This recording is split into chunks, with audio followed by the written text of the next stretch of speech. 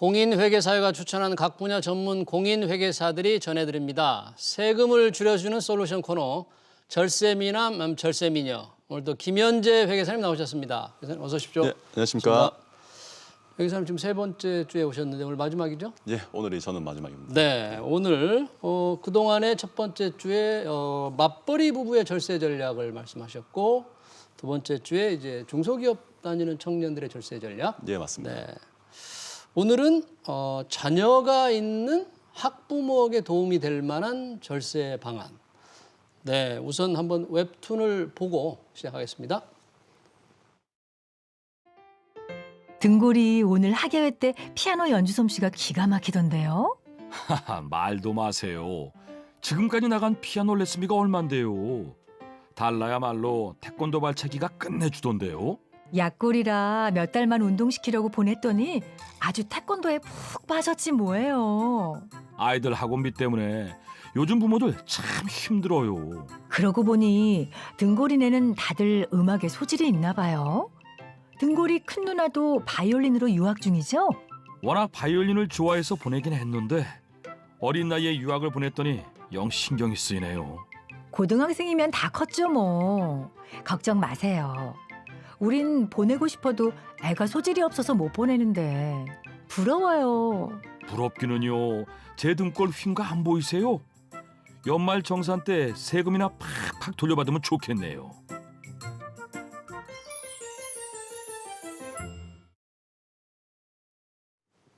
네, 학원비 대느라 등골이 팍팍 휜답니다. 네. 학원비 연말정산 때 그걸 다 받을 수 있나 모르겠어요. 세제 혜택을. 교육비 지출하면 연말정산 때 어떤 혜택이 있습니까? 그러니까 아이들 같은 경우에 교육비가 발생하면은 미취학 아동도 있을 거고 초등학생이 됐을 수도 있고 중학생, 고등학생 다 될 수 있지 않습니까? 그리고 대학생까지. 그때 발생한 교육비에서 15%까지를 세액공제를 받을 수가 있습니다. 15%요? 네. 근데 저희가 미취학 아동 같은 경우는 좀 요건이 있고 그리고 이제 초중 고등학생까지는 300만 원, 그리고 대학생은 900만 원 이렇게 한도가 있는데 거기에 15%를 곱한 300만 원의 15%는 45만 원을 돌려받는 거고 그리고 900만 원의 15%는 135만 원까지를 돌려받을 수 있는 것입니다. 네. 지출한 금액에 대해서 15%. 네. 그러면 모든 교육비를 다 공제받을 수 있나요? 예. 모든 걸 다 받을 수 있는 건 아니고 미취학 아동 같은 경우 그러니까 유치원생이죠. 태어나서 이제 그 뭔가 교육기관에 보내야 되는데 거기에서는 공제가 가능한 교육기관이 법에 지정되어 있거든요.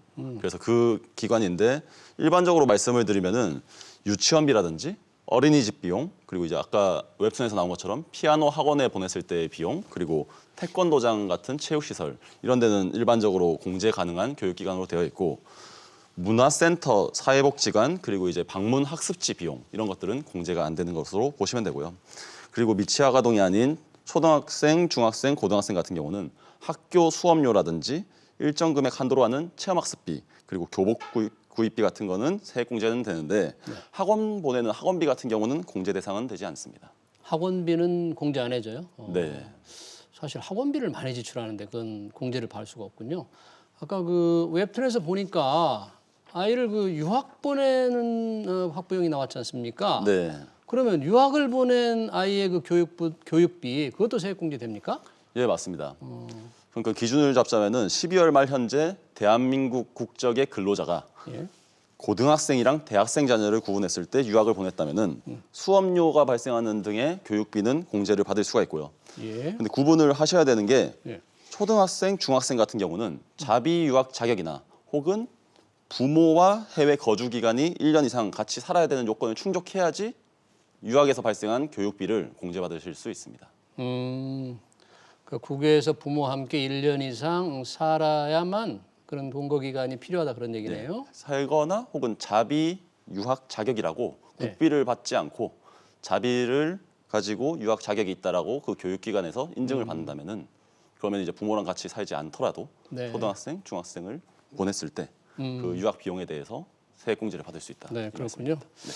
또 아이를 위해서 왜 보험을 많이 가입하잖아요. 네. 자녀와 아이와 관련된 보험료 다 혜택을 받을 수 있습니까? 자녀를 일반적으로 기본공제 대상자에 넣잖아요. 그러니까 네. 넣었을 때 그 발생한 보험에 있어가지고 세금 혜택을 받을 수 있는데 예. 보험료가 100만 원이 발생했다고 하면은 거기에다가 12%를 곱한 12만 원까지를 저희가 공제받을 수 있습니다. 한도가 100만 원인가 본데요. 그럼 네. 100만 원을 넘는 보험료를 냈다. 네. 100만 원이 넘었다. 그러면 뭐 절세 혜택을 받을 방법은 없나요?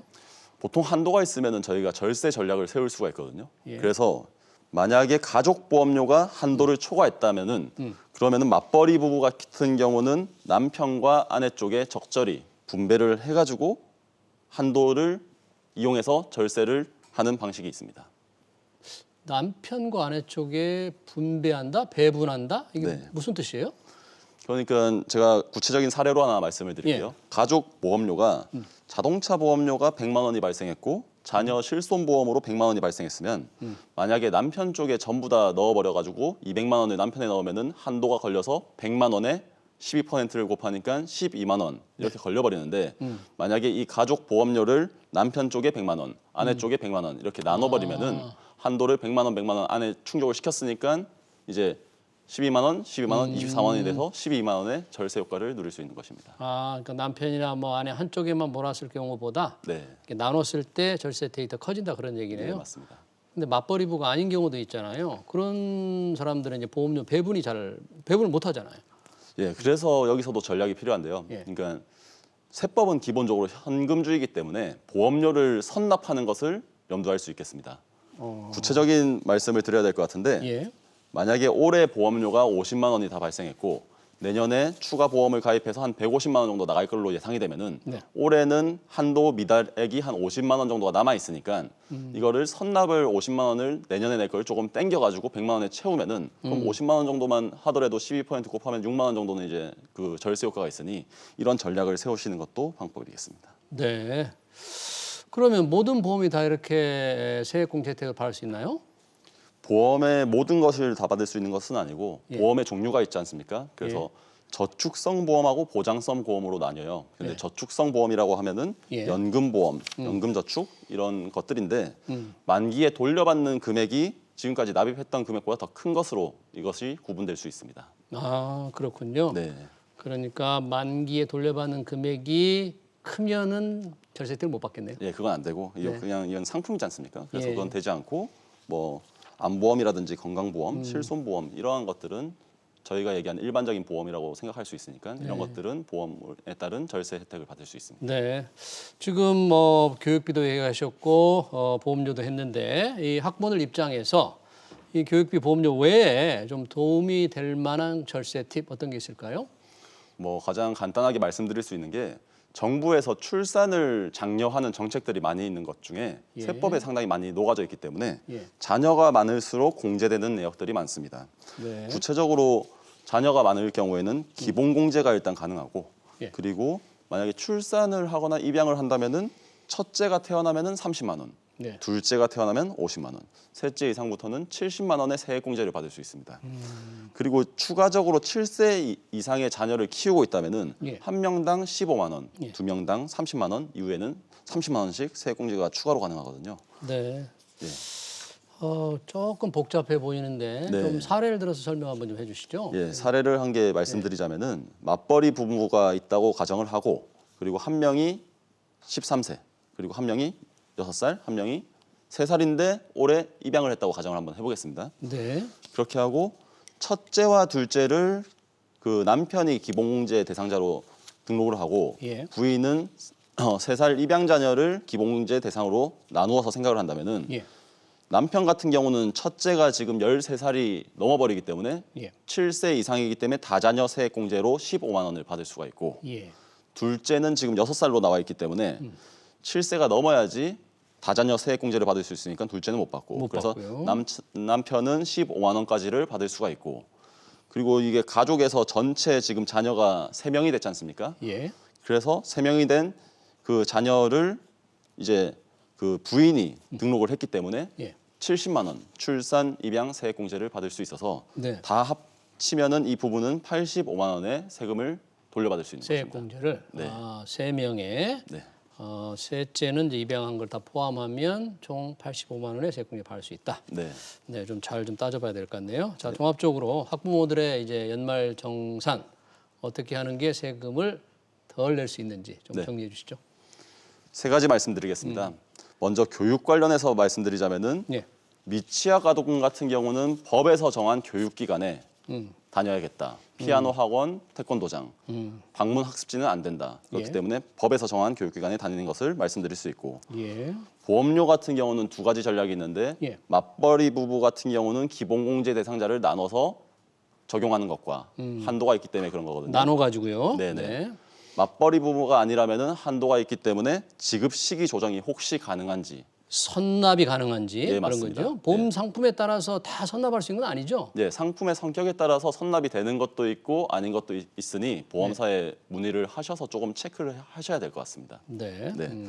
그리고 마지막으로는 자녀가 많을수록 세 가지 혜택이 있는데 소득공제 혜택은 기본적으로 있고 출산, 입양, 세액공제 혜택이 있고 마지막으로 자녀 세액공제 이렇게 세 가지 혜택이 있습니다. 네. 따라서 많은 자녀가 있으면 세금적으로 유리하다고 할 수 있으니 이제 많이 나오면 좋을 것 같습니다. 네. 뭐 이 정도 혜택을 줘 가지고 애를 많이 낳지는 않을 것 같아요. 좀 공제 혜택이 너무 좋은 것 같습니다. 셋째까지. 네, 맞습니다. 사실 한 가지 더 있는데 예. 보육비가 발생하지 않습니까? 그럼 보육비. 보육비 발생하는 거에 대해서 근로소득에서 비과세를 해주는 것도 있긴 한데 예. 말씀하신 것처럼 그 정도로 추가를 한다고 해서 또 그러니까요. 네, 엄청나게 많은 요즘 뭐 혜택이 있다고 보기는 좀 애매할 수도 있겠습니다. 예. 안 낳거나 하나밖에 안 낳으니까 뭐 보험료 공제라도 조금 많이 해주면 혹시라도 출산에 네. 의욕이 좀 생길 수 있을지. 여튼 자녀가 많을수록 소득공제 혜택이 많다는 점. 예, 맞습니다. 네, 잘 들었습니다. 네, 지금까지 자녀가 있는 학부모에게 도움이 될 만한 연말 정산 방안 김현재 회계사로부터 들었습니다. 그동안 한 거 맞벌이 부부 중소기업 청년들 유튜브에 들어가면 네. 절세미남 절세미녀를 치면 우리 김현재 회계사님이 설명해준 세 가지 모두를 다시 한번 들을 수가 있겠습니다. 회계사님 고맙습니다. 아, 네, 감사합니다. 네. 네.